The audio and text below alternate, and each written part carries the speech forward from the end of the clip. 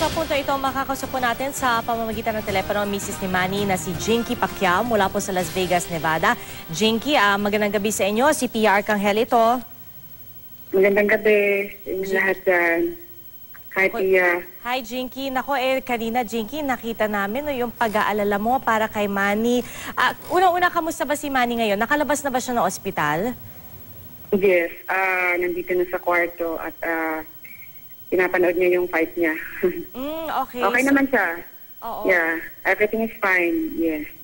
So, siya mismo ang nagkusa, gusto niyang mapanood ulit yung naging laban nila? Kasi usually, di ba kapag natalo ka sa laban, ayaw mo makita ulit yung nangyari eh. Na-request niya na panoorin niya. Siguro gusto niyang yung pagka-agresibo niya. Kasi naging agresibo siya sa fight. So parang tinitingnan niya kung may mali or what. So di ko alam kung ano yung mga tumatakbo sa isip niya. Pero okay naman siya. Okay. At nakakuha siya ng clearance na mula sa mga doktor? Yes.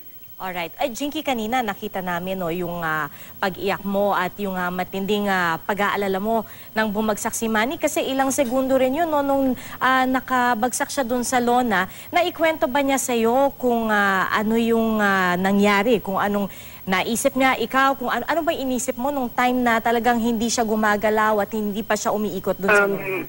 Talagang natakot ako kasi first time in his life, in his whole life, na ganun ang knock out siya na ganun ang pagkabagsak, na ganun ang tama. So, first time ko rin napanood siya. Usually, pagka may mga ganyan, biglang tatayo agad. So, kasi nung ang tagal kasi niyang bumangon. So, natakot talaga kung ano nangyari sa kanya.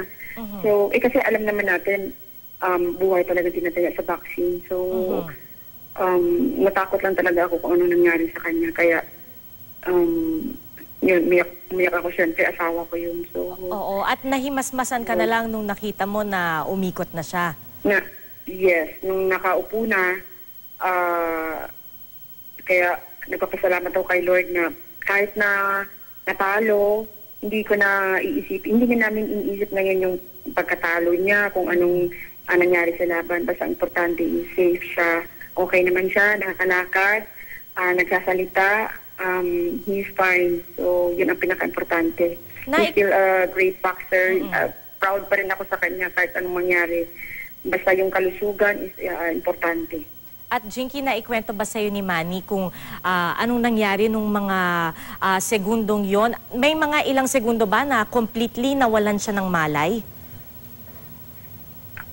Siyempre, nung pagbagsak niya talaga. Pero iniisip na daw niya once na mag-job siya, i-streetin daw siya ni Marquez. So, yun daw yung naisip niya na talagang baka yun ang gawin daw ni Marquez sa kanya. So, yun lang yung sinabi niya. So, siguro totally, parang nahilo na kasi medyo matagal din siyang bumangon. So, talagang tinamaan talaga siya. Pero Jinky, kanina doon sa interview, ilang minuto lang yun pagkatapos ng pagbagsak ni Manny. Sabi niya, handa na siyang lumaban ulit. Ikaw ba, personally, okay lang sa'yo na lumaban pa rin siya pagkatapos nitong nangyari ito? Yun nga unang sinabi ko sa kanya nung sa ospital kami, na sabi ko, Babe, may purpose siguro si Lord kung bakit nangyari ito. Baka gusto niya mag-serve na lang tayo sa kanya, mag-focus tayo sa kanya. So, hindi na lang siguro tayo sa vaccine, sabi ko. Pero, hindi naman siya umimik.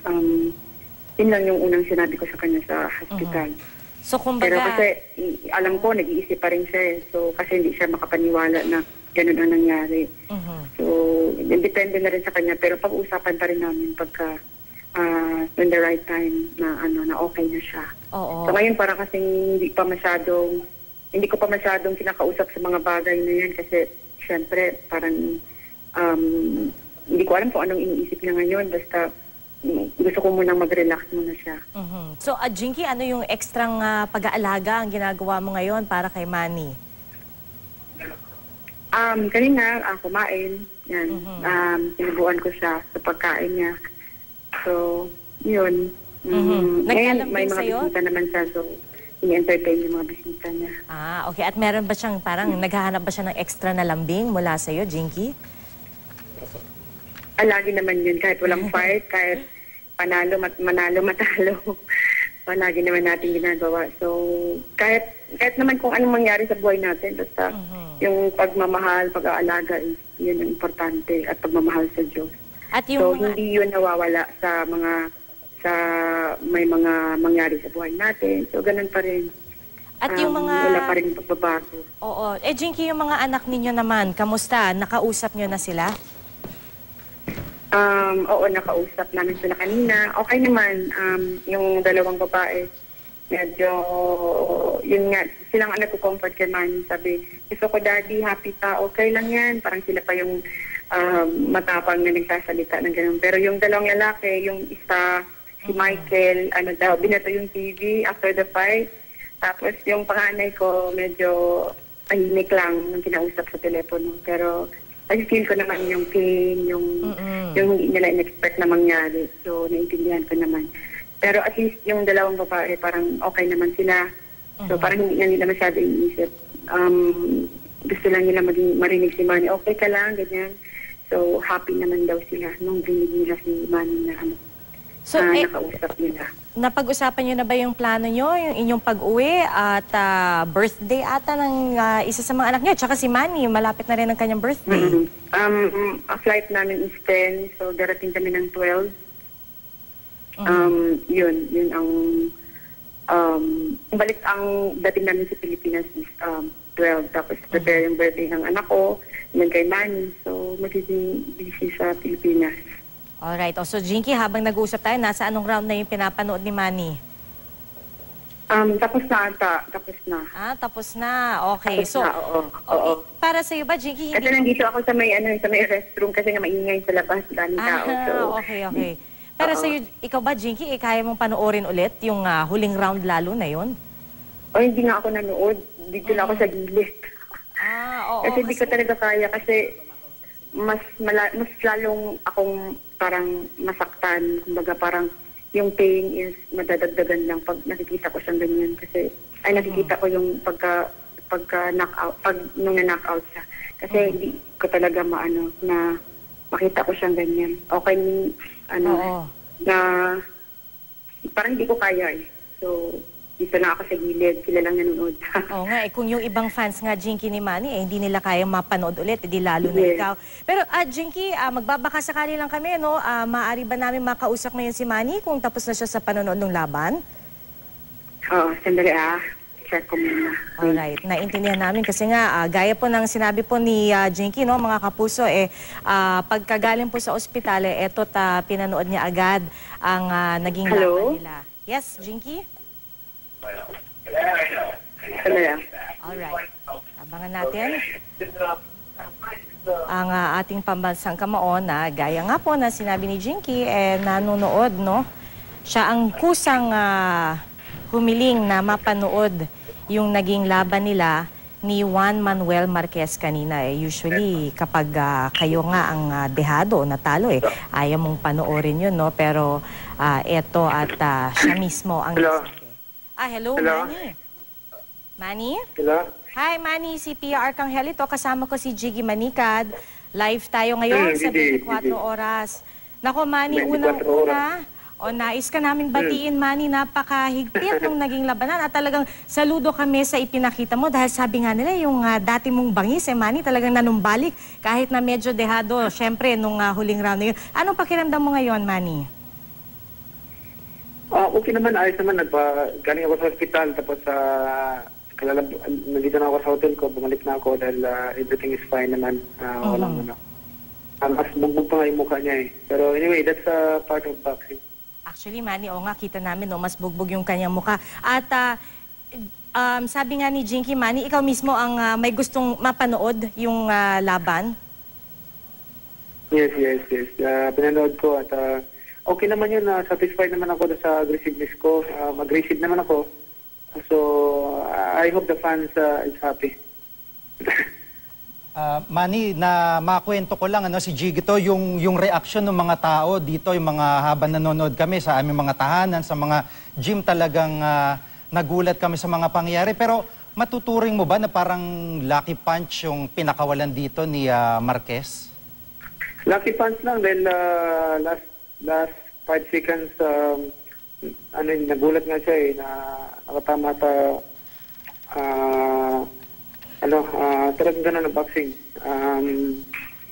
Pero at least hindi naman ako yung naipakita ko yung aggressiveness ko, yung hinahanap ng mga tao. At saka ang isa talagang kahanga-hanga man, yung talagang pagiging sportsman mo, pagiging atleta na sa kabila ng mga pangyaring ito, mabilis yung proseso. Walang mabilis na okay lang dahil parte siya ng buhay. Yun ang nakita na napakagandang ehemplo din sa ating mga Pilipino, sa ating mga kababayan. Yes. Alam mo, ganyan ang boxing, ganyan ang sports. Sometimes you win, sometimes you lose. Kailangan matanggap natin yan. Kanina nabanggit mo, dun sa interview, may parang ang kontrata sa Top Rank hanggang 2014 pa. So ito tuloy-tuloy pa rin sa kontrata? Yes, pahinga muna din. Back to training. Okay. Manny, nako, 1996 ka pa raw huling na knockout. Matagal-tagal na panahon yun. Pero kanina, lahat kami talagang nakatulala. O hindi namin alam kung paano kami magre-react. Yung iba talagang naiiyak. Pero ikaw pa ang naunang ngumiti sa lahat ng mga taga-suporta mo, Manny. Saan mo nakukuha itong yung talagang acceptance at yung pagiging napaka-good sport, ika nga? Kasi ako siyempre sa larangang ito ng boxing, kailangan prepare ka na kung ano mangyari. Sometimes you win, sometimes you lose. Prepare ka na kung mangyayari na yung matalo ka. Manny, grabe yung pag-aalala ng iyong pamilya para sa'yo. Anong sinabi mo agad sa kanila pagkatapos ng laban?